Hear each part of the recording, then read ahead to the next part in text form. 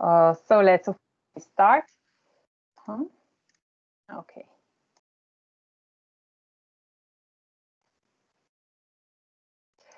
Dear ladies and gentlemen, good afternoon and warmly welcome to the last webinar in the series Navigator 2020, entitled Challenges and Chances of Artificial Intelligence for SMEs in Europe, organized by the Slovene-German Chamber of Commerce, AHK Slovenian.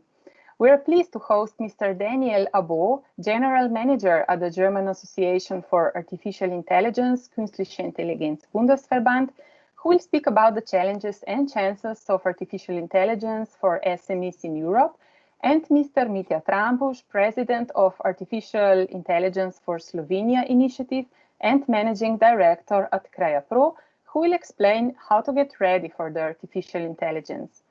In the second part of the webinar, both guests will share a discussion about the current developments of the artificial intelligence in Europe.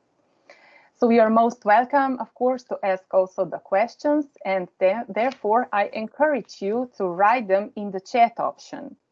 We will answer your questions at the end of the webinar, and of course, at the end of the webinar, you are also invited to switch on the microphone and to actually asking your questions live.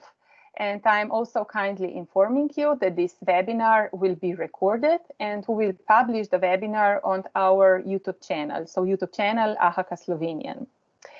At this moment, I would also like to thank the sponsors of the Navigator webinar series, Siemens Slovenia and EOS KSI Upravljanje terjatev. Thank you very much, dear sponsors.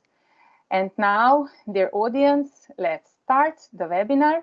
I'm very happy to invite the AHK Slovenia President, Ms. Gertrud Rantzen, to share with us her welcoming thoughts.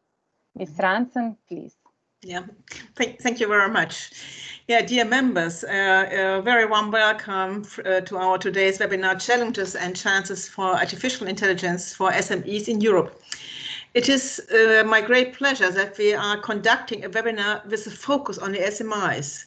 Nowadays, we talk quite a lot about the digital transformation, usually with a focus on larger enterprises. But the economic growth and prosperity depends primarily on SMEs and their ability to innovate and adapt in a changing business environment. It is therefore critical factors for success in the global marketplaces. Artificial intelligence has a great potential for European SMEs, but it can also challenging to keep up with the trends of digital transformation and industrial transition. I'm really looking forward for a deep insight from our experts from Germany and Slovenia, Mr. Daniel Abbou from the Artificial Association from Berlin, and Mr. Mitja Trampuz, the president of the Artificial Association here in Slovenia. So thank you very much for being here today with us. I wish you all, let's say, a very interesting discussion about the future, especially in these challenging times we are facing at the moment. So thank you very much. Vielen herzlichen Dank. Thank you very much, Ms. Gertrud Rantzen.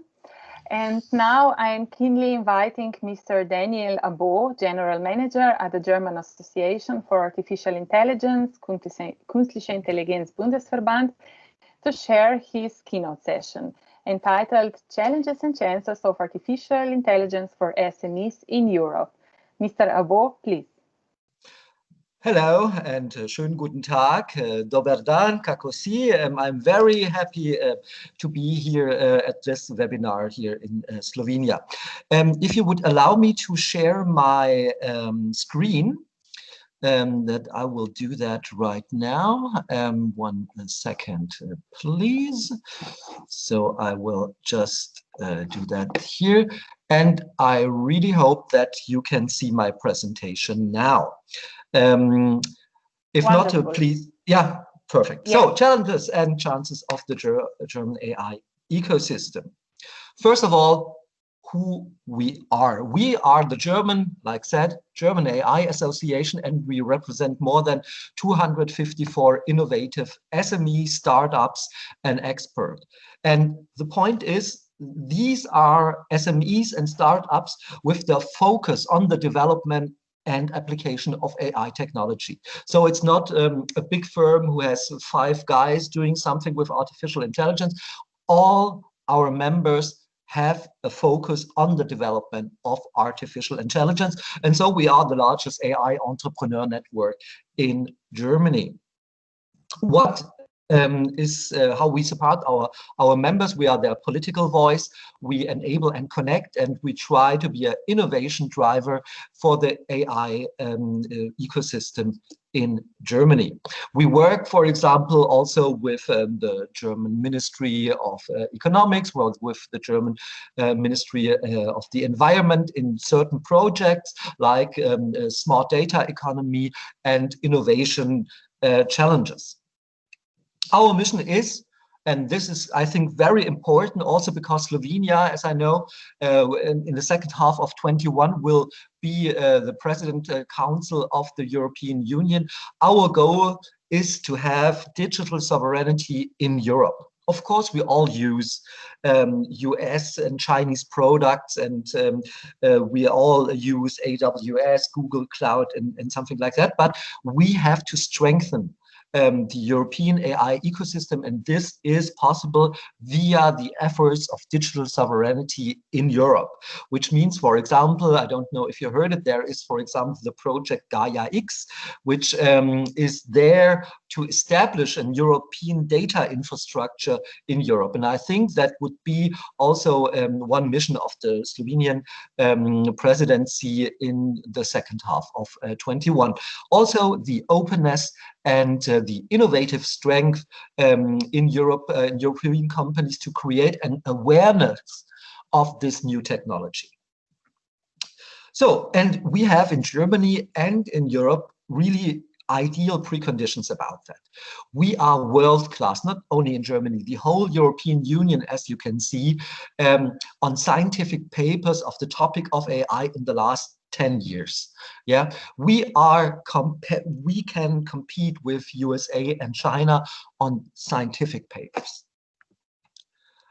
And we also have a world-class industry. I think Germany has quite a large GDP, and the whole of the European Union, including Slovenia, is a player on the global stage.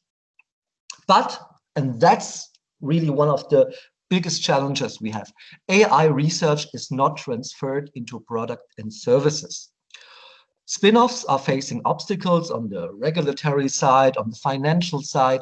This is a problem we have to challenge. When you see, for example, AI companies in comparison from Israel and Germany, there are 1,300 AI startups in a small country like Israel. And in Germany, we have approximately 300, and 250 are members in our association. There you see a landscape of the German AI firms. And here you see a landscape of the AI startups and SMEs from Israel. But why is that? Well, the late stage capital is missing. Per capita investment in AI startups is, when you compare it, $180 in Israel, $57 in the US, and in Germany it's $4. There you see the big discrepancy. There has to be more investment in AI startups, not only in Germany, also in Europe. And our AI companies are seeking clients. 3 or 4 startups are already cooperating with established companies, and that's a good thing. And what you see there in the little circle there is a very important thing about the European the European AI economy. I personally think that the B2C focus is there. At the moment, we have no chance against the American and Chinese competitors. There is B2C is a very hard thing to be in any way comparable to US or China. But where is our great chances is the B2B focus. AI applications in business-to-business models is the chance we are having in Europe, and we should pursue this challenge. The problem is, for example, in Germany, SMEs and startups rarely meet. Why is that? Well, we have, like Corona, there are the startup hotspots are in the big cities, like in Berlin, Munich, and Hamburg. But the larger part, for example, of SMEs are not in the big cities. They're everywhere in the states, in rural areas, and they rarely meet. So what we are trying to do with local governments, with state governments, is to arrange meetings between these two.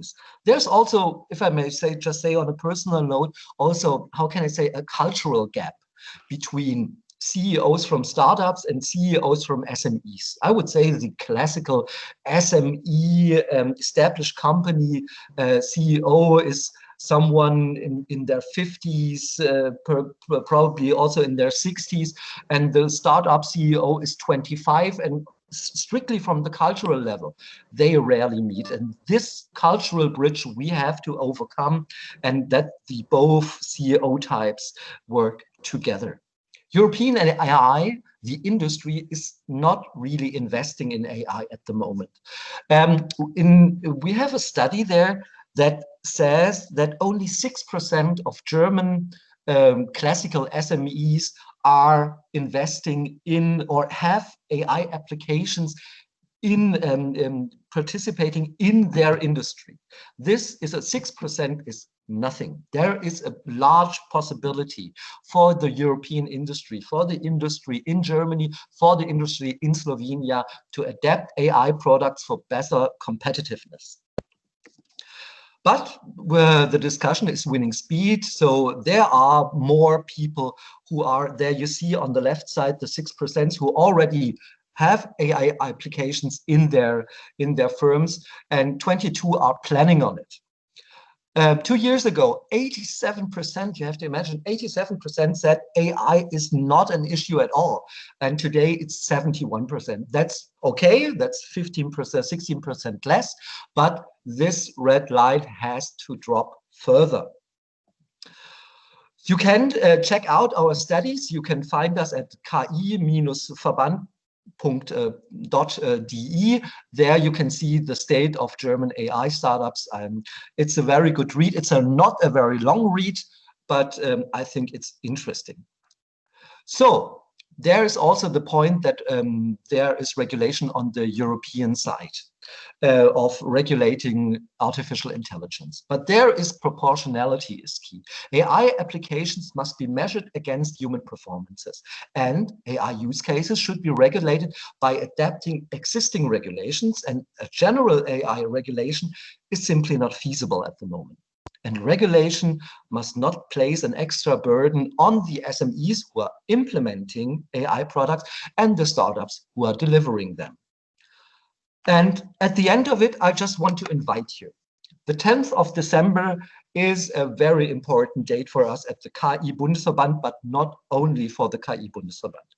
The second European AI Forum, where these questions, these topics, these issues I just told you in a very quick way will be discussed for a whole day.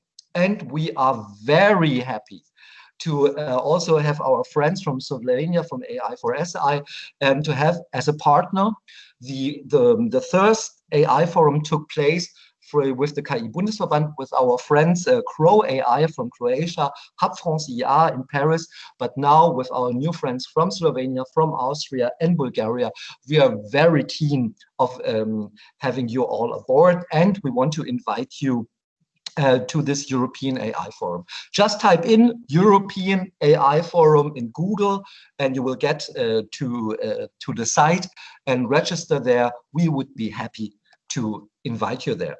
If you have any more questions, you can find us. My name is Daniel Abbou, my co-managing director, Vanessa Can, and we are gladly answering your question about the possibility and the chances of cooperating with German AI with you in Slovenia. And for that, I thank you very much for your attention and looking forward for your questions and your input. Thank you very much. Vielen lieben Dank. Thank you very much, Mr. Daniel Abbou. It's a really strongly informative and cooperative keynote session and presentation. dear audience, I believe we will be somehow connected also in the future. And please give the questions, whether now in the chat or later in person.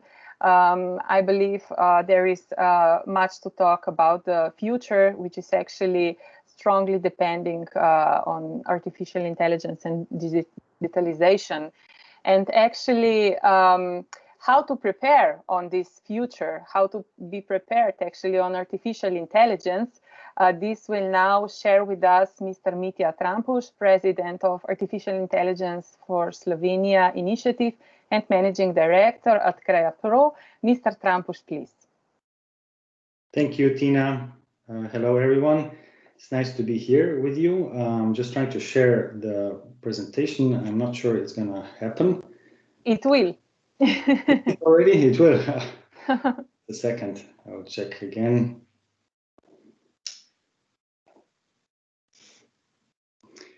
Okay, it doesn't start, but I'm going to try again. Okay, well, let's try this one. Yeah, this one is probably it. Wonderful. Okay, so I'm going to try to make it like this. Okay, so hello everyone, it's nice to be here. My name is Mitja Trampuz. I am a representative of the AI for SI. This is an initiative within the Chamber of Commerce and Industry of Slovenia, and is covering the field of AI. The aim of this initiative is to strive for faster transfer of research results into the business processes of the companies. It aims to share experiences and business practices, and it also encourages companies to start and continue the AI route. It includes different representatives of the economy, state administration, research and development organizations, and other stakeholders active in AI. I'm also managing director of CREApro. This is a company which implements AI solutions in different industries for already more than 5 years. So I have my own experience how to implement AI. Of course, there were failures, there were successes. So I can speak from my own experience as well.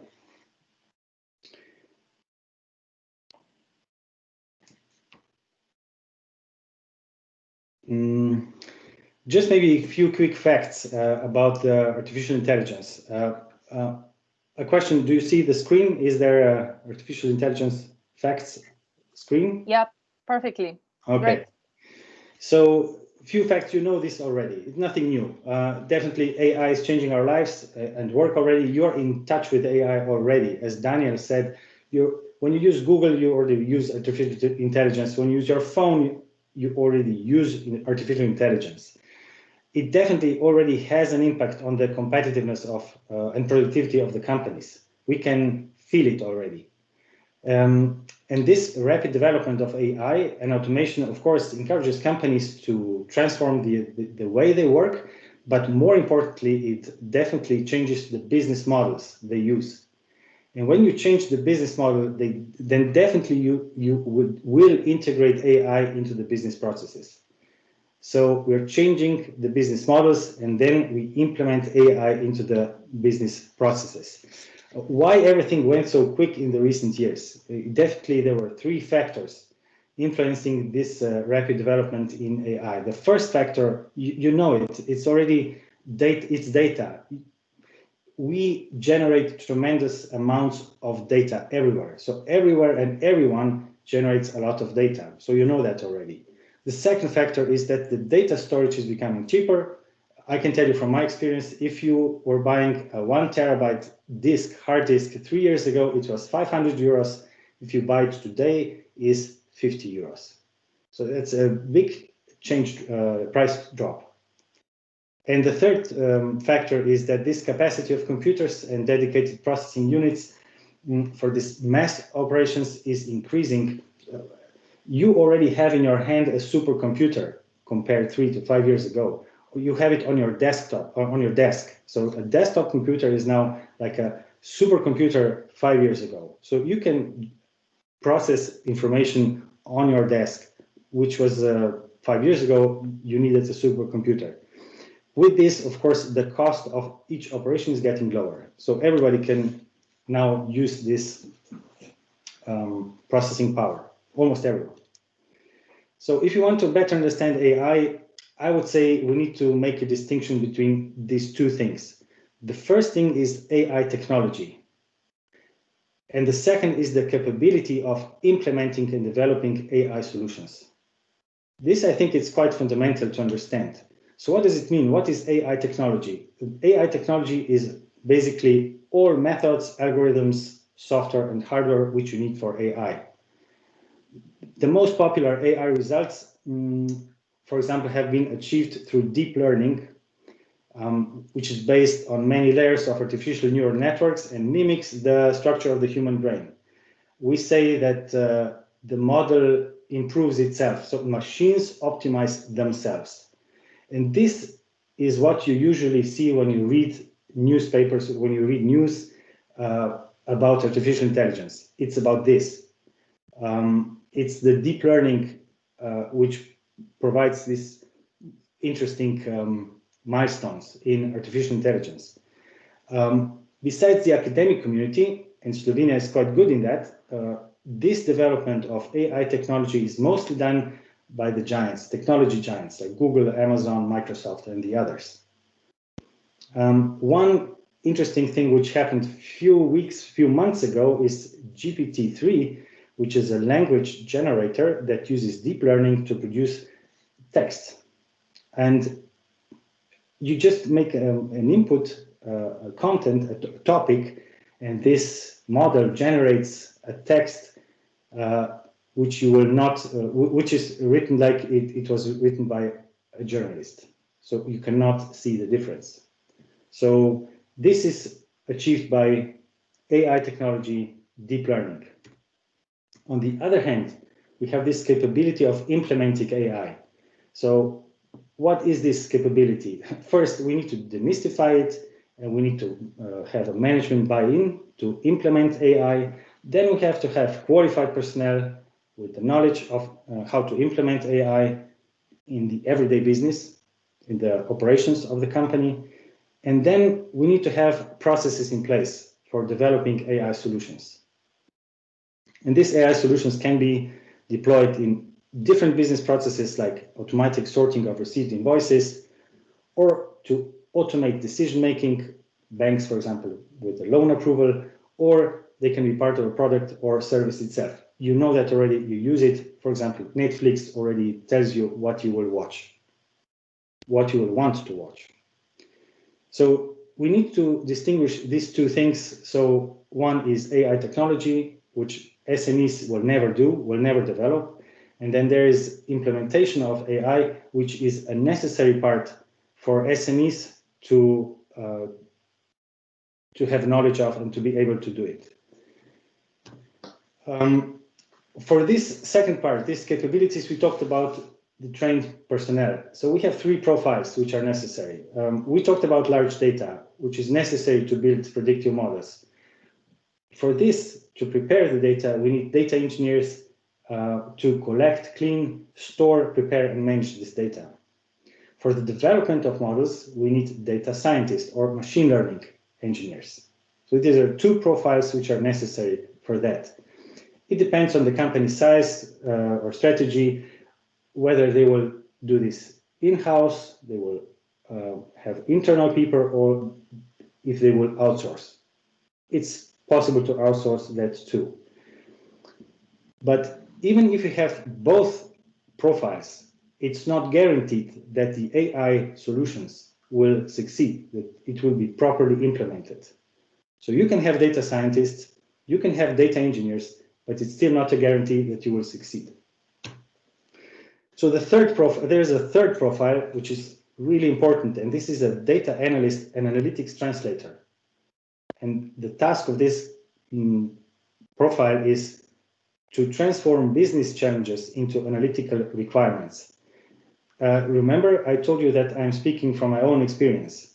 Usually, this profile is missing. You can find a data scientist, you can find a machine learning engineer, but this profile is really hard to find. And this role should be on the business side, not in the IT, because, as we said, this profile needs to identify business opportunities that can be realized with AI and provide value. Because this is such a crucial profile, you need to have it in the company, inside. You can ask external companies to train such profile, but you need to have it internally. So again, just to wrap up quickly, what is a data analyst and analytics translator? It's kind of a mix of a business analyst, business process management expert, data scientist, and domain expert. Again, it prepares a use case and business case for implementation of AI solutions, so it needs to bring some value at the end. Is also responsible for directing and supervising this implementation, knows very well the content in this field, and has some technical knowledge in the field of data analytics. So to wrap up, because the title of this presentation was how to get ready for AI in the SMEs, just quickly go through. First, distinguish between AI technology and capability of implementing AI. Then have a focus on capability, start building proper team and knowledge within the company, of course, with the help of external providers. Find suitable business case for AI implementation. Analyze this business case, the results, learn, improve, and find the next one.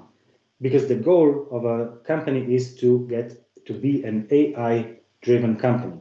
What does it mean? That means to slowly implement AI in all business processes in the company. This is an AI-driven company. With this, I would conclude that. Wish you good luck on your journey for implementation of AI in the company. But if you have maybe a minute or two, if you allow me, I would like to share with you a few key findings, which I copied from an AI conference 2 days ago, which was took place 2 days ago. It was in Berlin, in Germany. It's a rise of AI. If we have, Tina, a few minutes, do we have them? Yes, of course, absolutely. Okay. Yes, please. Okay, so if you, Daniel, you can also comment, because there are some key findings which also your colleague Vanessa yes. was commenting. So I will just quickly go through. So there were different presenters and they talked about AI, of course, and they're quite similar what I was telling. So, for example, the first point is you need teams for AI plus people who understand the business impact and can leverage it in the company. So not just data scientists and machine learning engineers, but also the people who understand the business. The usual problem, attracting and retaining talent, is a key challenge. This we know, the Germans know that. Already in Slovenia we have that problem. It's, I would say, the classics. Then it's important to choose external partners for their technology skills. Okay, they are machine learning engineers, but you need to also look for industry expertise. Also, the last point here, bullet point here, after prototyping, companies need to focus on processes and incentives.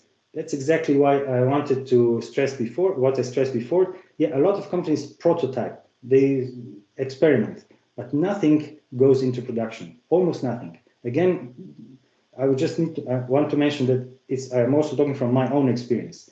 We made countless of prototypes. Very rarely we succeeded to bring these prototypes into the production. The next key finding from this conference is stop making only proof of concepts. That's exactly POC graveyard. Yes, start implementing. So great message. Also, yeah, this is a good one, a roadmap of a successful AI journey. Yeah, boardrooms must take risks. This was I meant with the management buy-in. Be a little bit of entrepreneur. Hire the best AI people. End-to-end processes are necessary, and find qualified partners as well. Yeah, this one is interesting. Most companies still struggle to get value out of AI. Excellent key finding.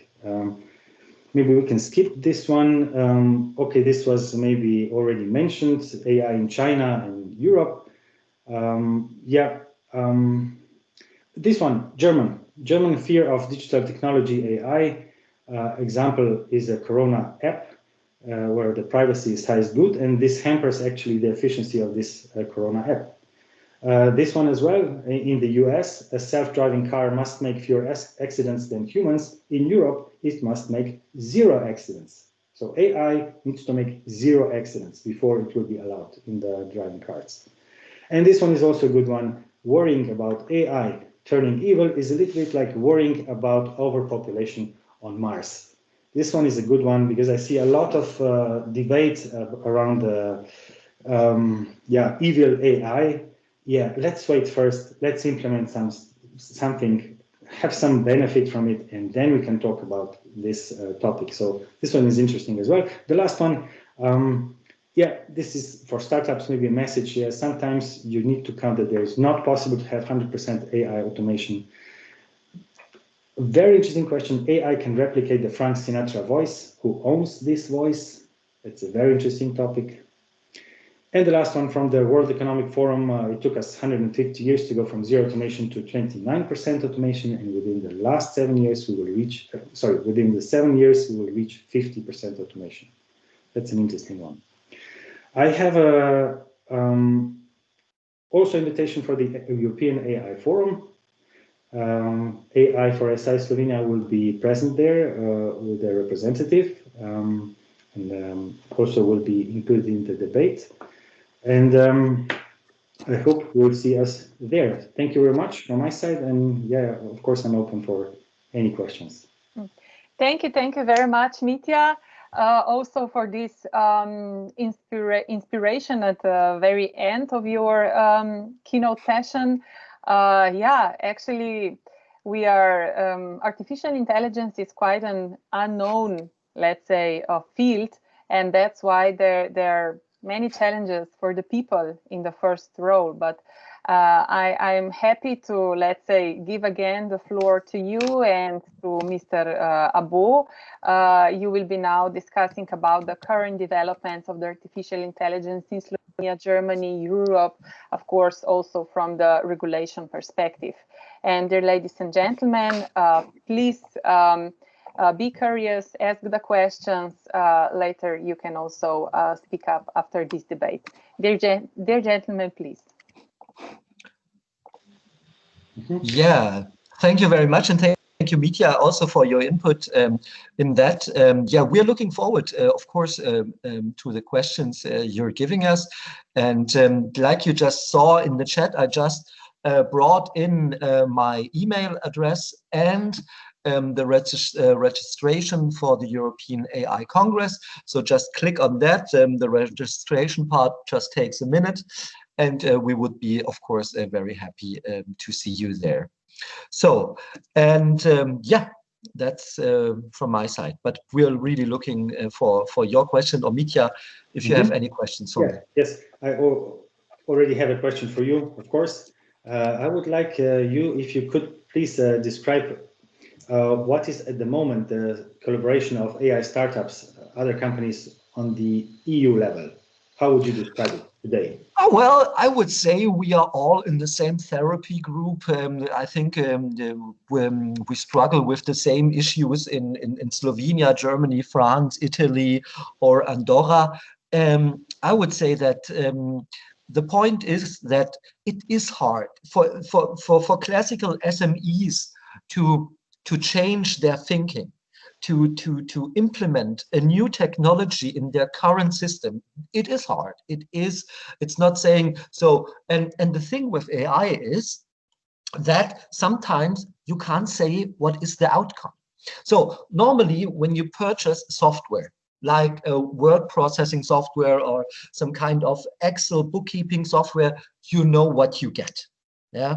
With AI products and AI projects, you don't always know what the results can be. But best practices show that in point of process optimization, in the point of fraud detection, in the point of AI has nominal results.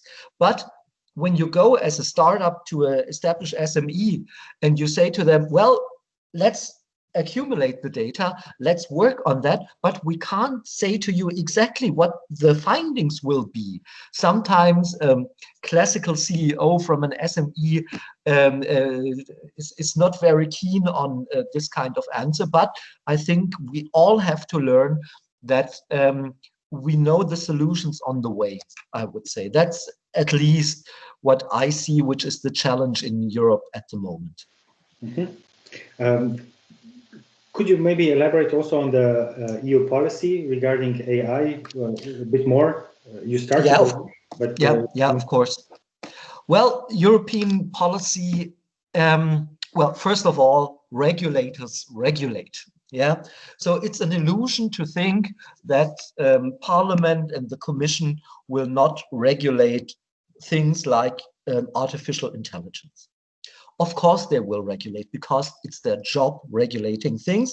And we have to be honest, yeah, when you see some developments, what they're doing with AI, for example, in China, yeah, we don't want to have that in Europe. We have our ground rules, we have human rights, we have the right for the workers and stuff like that. There we have to have certain regulation. But Mitja, what you just said was very interesting. So in the US, autonomous driving has to be better than humans, yeah. And in Europe, the idea is artificial intelligence has to do no accident at all. This is a very good point. But how can we fix that? When you see, and I personally, before doing this gig here at the Artificial Intelligence Association, I was also working for many state departments, and I know politicians and I know people who work in ministries, and these are no software development. These are not software developers. These are lawmakers. They have judicial education. They are coming from economics, and they don't get the mindset of software developing AI programmers, for example. So they get into regulation with their view, with their judicial view, with their economic view, and AI doesn't work like that, I would say. So what we have to do is to talk to the people who are regulating.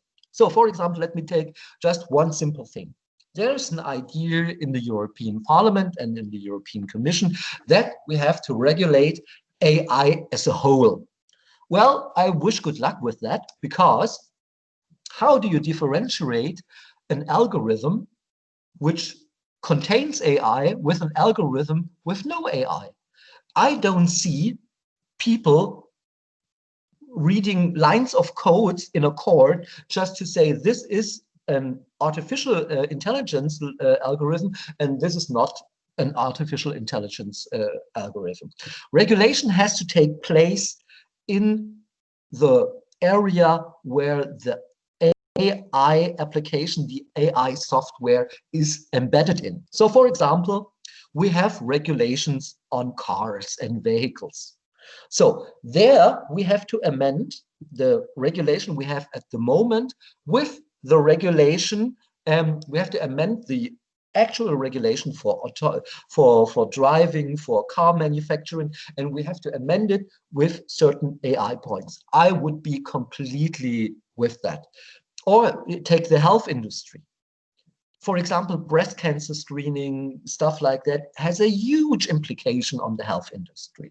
So you don't regulate artificial intelligence itself, but you regulate the use of artificial intelligence in the health sector. And I would agree to that.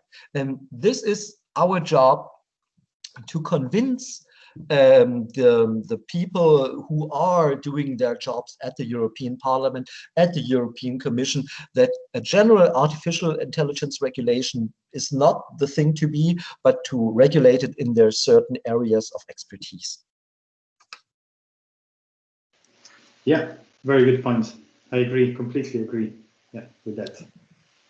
I hope so. Yeah, yeah. I know you believe me. Yeah. No, I would say that it's really important, and I think And I think you have a very good chance in Slovenia to get there.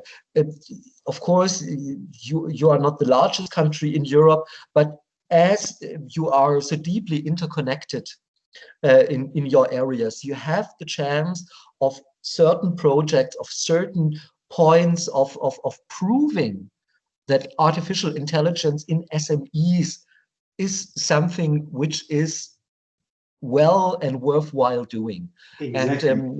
And perhaps in Slovenia you can show success far quicker than, for example, in a large country than Germany.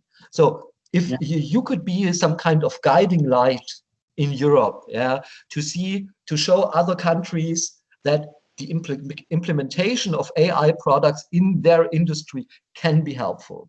Correct. And I would say to the listeners out there and to the people that there's a big chance on it. Yes, and that's exactly the mission of our association or our initiative. Yeah. It's exactly that, to accelerate this adoption of AI, make it more friendly, clear all the doubts, the fears, and this time from the prototyping to production. We would like to shorten this to a minimum time because it needs to go into production more. Therefore, we need this profiles, which I just mentioned, this third profile to calculate, to see the business processes in the company, in SMEs, in a company, and identify which processes in the company can benefit the most from AI and implement as soon as possible, gain results, and then build on that. So we try to do that with this case studies. We're sharing also the experience from others who already successfully implemented the AI in at least some of processes. I just want to emphasize also a point which you spoke and I didn't, talent. Talent is essential. That's completely true. And there was a large movement from really talented people who were going to Silicon Valley, to the US, and did their studies and working there for the big companies like Google, Facebook, and stuff like that. The interesting part is that not only 4 years of the current American president led to a resurgence of people going back from the US, for example, to Germany, but you get a lot of money working for Google, Microsoft, and co. You can really make money there. But it's not always, how can I say, well, no job is always fun. But I can say that I talk to so many people who work for the big companies, who are eager to start their own companies, to get not to have 3 to 4 hierarchy levels to do something, that there is an interest in founding their own companies, that just the social structure in Germany and surely also in Slovenia is far better than in some parts of the US. So I think we should do more efforts of getting talent back. And I think we have a good chance that the brain drain, which is happening, which happened from Europe to US, can be slowed down. It's a very good point. Yes, and I'm sure that there's a brain drain also in Germany, same as it's in Slovenia and also other ex-Yugoslavian countries. Which this is quite critical now. Especially with data scientists as well. Before it was with software developers, today it's with data scientists, machine learning engineers. This is quite, it's quite hard to get one. Yeah, it is, but it's a challenge. But I can say, for example, in Berlin, there is a certain interest and people like coming here. But the problem is that what I just said, like there's the hotspots of AI startups in Berlin, in Hamburg, and Frankfurt, but winning the AI game will be not decided in Berlin, in Hamburg, and in Munich. It has to be in the whole of Germany. It has to be in the rural areas. It has to be where a lot of SMEs are not situated in Germany in the big cities. They are outside. They are in Hohenlohe-Kreis, there are in Hessen, there are in Saxony, there are in Bremen. There is the point. And what we have to try is to get AI products in the whole of Europe, and not only in Paris and London. How do you, as an association, reach these companies? How do you get in touch with them? Well, I'm a strong federalist, and one thing as general manager, which I did, Germany is divided up in 16 states. So you have Bavaria, Baden-Württemberg, Berlin, Lower Saxony, and Hessen, and stuff like that. So what we did is to implement regional groups. So we have groups in every state of Germany. In every 16 states of Germany, we have regional groups, and they make contact with the Chamber of Commerce, they make contact with the state governments, they make contact with opinion leaders and investors, and we try to do it regionally. So I'm sitting in Berlin, but I'm sitting there because I have the federal government there and stuff like that. But it's hugely important that especially with Germany and their 16 states, that we are present in every single state, making contact with every state government. And this is something which proves to be good. Here in Slovenia, I think we have a benefit that it's quite small, so we can actually have a central point. But yeah, it's quite important then to reach to that companies as well. I agree. Yeah, I would agree too. Tina, is there any other question maybe from the audience or from your side? Thank you very much, dear gentlemen. Actually, in the chat option, I don't have, so we don't have the questions. But dear participants, you are strongly invited to raise any burning issue you would like to. So you can just switch on your microphone and while ask the question and the comment. So whether you would like to discuss any other perspectives of the artificial intelligence, we are here for you. So please.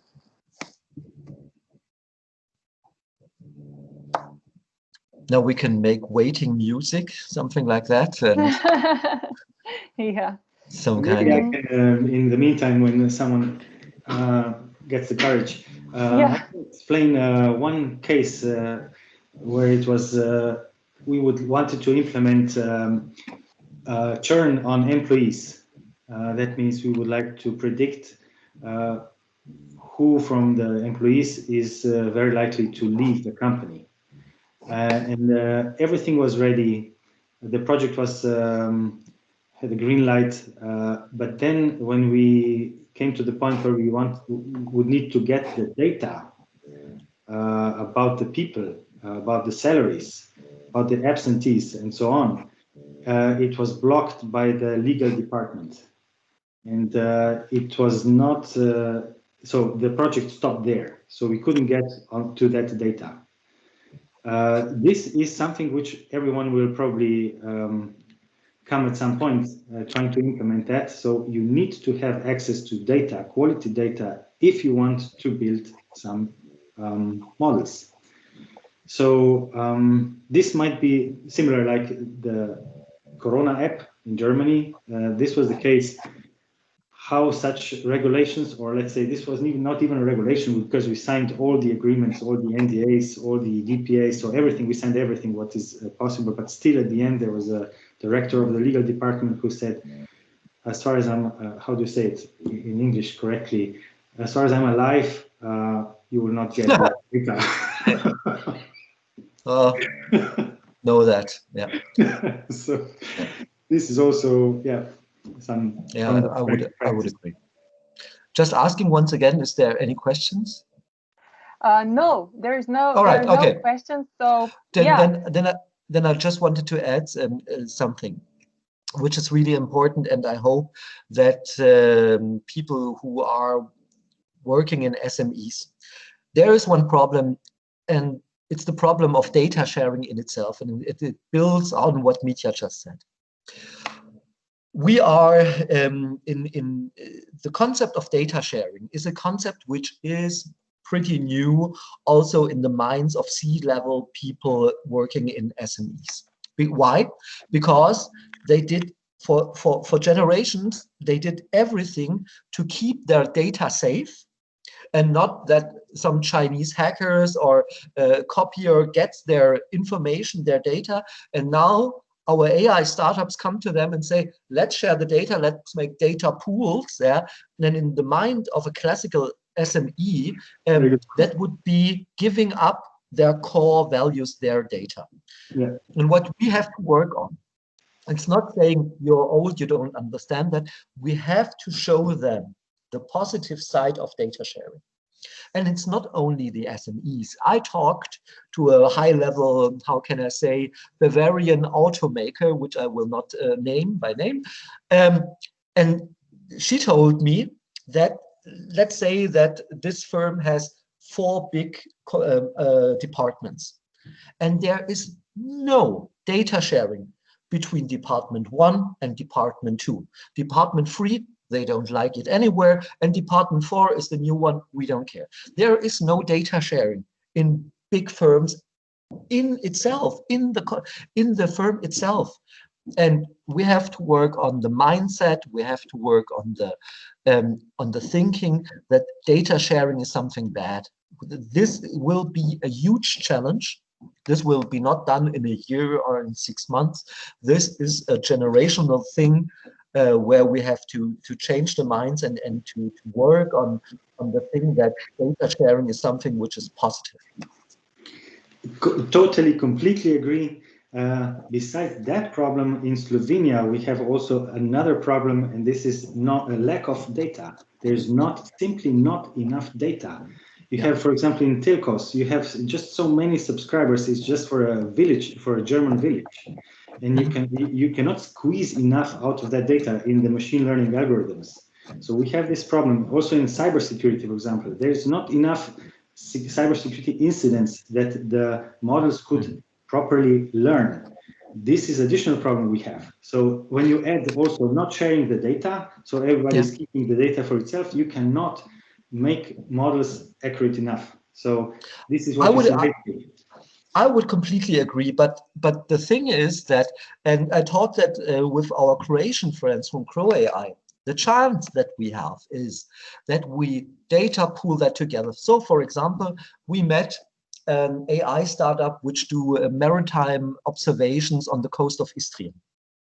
So, and they say we have data, but it's not so much to extrapolate models on it. So I talked that with a friend of mine who is who works at near the North Sea, and he's saying, I know a startup who does exactly the same thing, and we'll try putting them together, that they have one data pool, and to work together. And that's the thing we have to do, and we have to cooperate more and to matchmaking. So let me say it's AI Tinder, and doing the matchmaking together, and this is a really important part. That's why we are trying to connect with peer organizations like yours, KI, and the others as well. We have also established some connections with the CREApro and similar to exactly gain this what you just said, to share data because data is necessary to predict, to develop predictive models. Yeah, I would agree to that. Yeah, that's the state of European AI in a nutshell. But just one final word. Of course, we complain. But let's just say we are human beings. We are human beings, and that's okay. But you have to see, 2 years ago, when the German AI Association was founded, we had 22 members, and now we're 254. So it is a progression.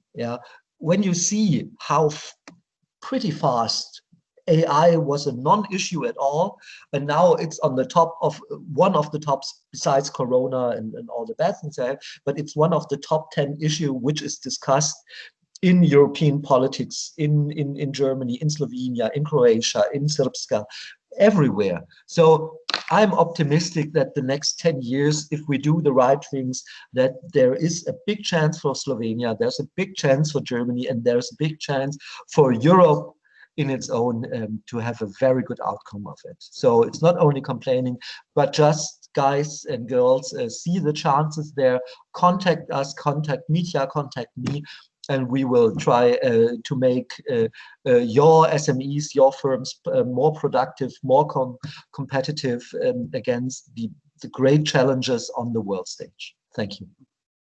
Thank you very much, Mr. Abbou. Thank you very much, Mr. Trampuz. The Slovene-German Chamber of Commerce will absolutely continue the AI mission.